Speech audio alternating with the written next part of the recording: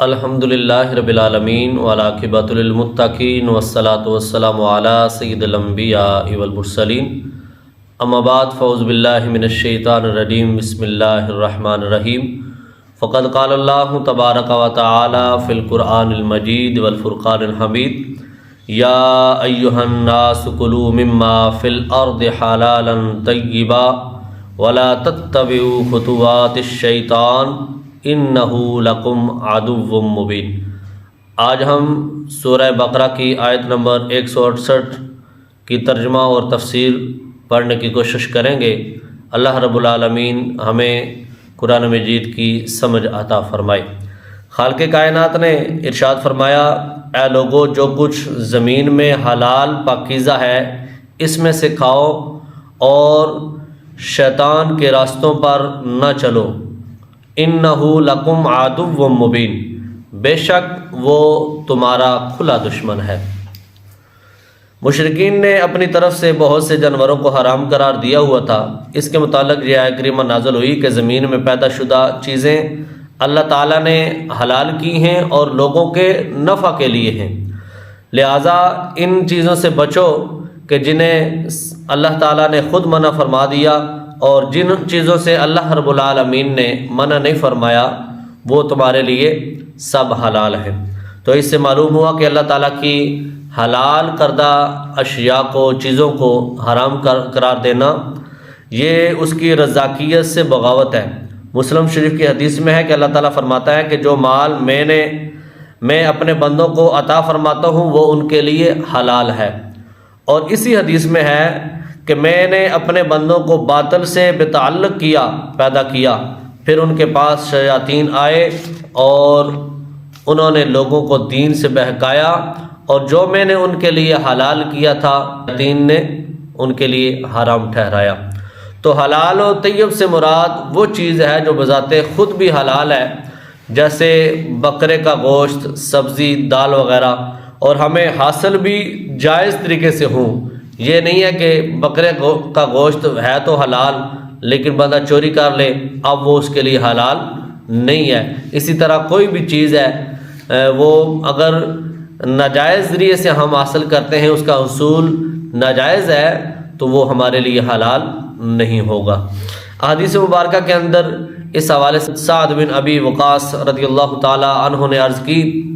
یا رسول اللہ صلی اللہ تعالی علیہ وآلہ وسلم، دعا فرمائیے کہ اللہ تعالیٰ مجھے مستجاب الدعوات بنا دے۔ تو اللہ کے محبوب علیہ السلام نے فرمایا کہ اے سعد، اپنی خوراک پاک کرو، تم مستجاب الدعوات ہو جاؤ گے، یعنی تمہاری ہر دعا اللہ قبول فرمائے گا۔ آگے فرمایا، اس ذات کی قسم جس کے دستے قدرت میں محمد کی جان ہے، آدمی اپنے پیٹ میں حرام کا لقمہ ڈالتا ہے تو 40 دن تک اس کا کوئی عمل اللہ کی بارگاہ میں قبول نہیں ہوتا، اور جس بندے کا گوشت سود اور حرام خوری سے اگا اس کے لیے آگ زیادہ بہتر ہے۔ لقمہ حرام کا لیتا ہے، 40 دن تک اس کی کوئی عبادت بھی اللہ کی بارگاہ میں قبول نہیں ہوتی، تو پھر ہمیں خود خیال کرنا چاہیے اور اندازہ ہونا چاہیے کہ کس قدر حرام سے بچنے کی اور حلال طریقے سے رزق حاصل کرنے کی اہمیت کو قرآن حدیث کے اندر بیان کیا گیا ہے۔ اسی طرح حضرت ابو سعید خدری رضی اللہ تعالیٰ عنہ سے روایت ہے کہ جناب رسول کریم صلی اللہ تعالیٰ علیہ وآلہ وسلم نے ارشاد فرمایا، جس شخص نے حلال مال کمایا پھر اسے حلال طریقے کے ساتھ اپنے اہل و عیال اور دوستوں پر خرچ کیا تو اللہ رب العالمین اس کے اس مال کے اندر پاکیزگی رکھ دے گا اور برکت ڈال دے گا۔ یعنی حلال طریقے سے مال کما کر حلال کاموں کے اندر وہ خرچ کرتا ہے، اور ایک اور روایت کے اندر آتا ہے کہ اپنے اہل و عیال کے اندر بھی خرچ کرنا یہ بھی بندے کا صدقہ کہلاتا ہے۔ اسی طرح حضرت عبداللہ بن عمر رضی اللہ تعالی عنہما سے روایت ہے، حضور علیہ السلام نے ارشاد فرمایا، دنیا میٹھی اور سرسبز ہے، جس نے اس میں حلال طریقے سے مال کمایا اور اسے وہاں خرچ کیا جہاں خرچ کرنے کا حق تھا، یعنی ناجائز کاموں کے اندر خرچ نہیں کیا۔ آج بعض بندے ہوتے ہیں وہ کماتے تو حلال طریقے سے ہیں، روزگار ان کا حلال ہوتا ہے، لیکن آگے خرچ کرتے وقت وہ اس چیز کا اندازہ نہیں لگاتے کہ ہمارا مال کدھر خرچ ہو رہا ہے۔ تو فرمایا کہ حلال طریقے سے کمانا بھی ضروری ہے اور اس کو حلال کاموں کے اندر خرچ کرنا بھی ضروری ہے۔ بلکہ ایک روایت کے اندر آتا ہے کہ اللہ کے محبوب علیہ الصلوۃ والسلام نے فرمایا کہ کل قیامت والے دن بندے سے پوچھا جائے گا، سوال ہوگا کہ تو نے مال کس طریقے سے کمایا تھا اور اس مال کو خرچ کن کاموں کے اندر کیا تھا۔ تو ان احادیث کو سامنے رکھتے ہوئے ہر مسلمان کو چاہیے کہ وہ حلال روزی کمائے اور حلال روزی سے ہی کھائے اور پہنے، اسی طرح دوسروں کو بھی مال جو دے وہ حلال ہی میں سے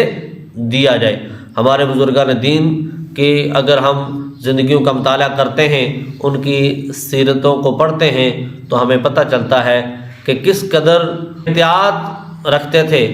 کہ کوئی بھی مال اگر آیا ہے تو وہ کہاں سے آیا ہے، حلال طریقے سے آیا ہے یا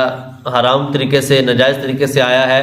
تو اس کے اندر بڑی احتیاط برتی جاتی تھی۔ اللہ رب العالمین کی بارگاہ میں دعا ہے کہ رب کائنات ہمیں حلال اور طیب رزق کھانے کی توفیق عطا فرمائے اور حرام سے بچنے کی توفیق عطا فرمائے۔ وما علینا الا البلاغ المبین۔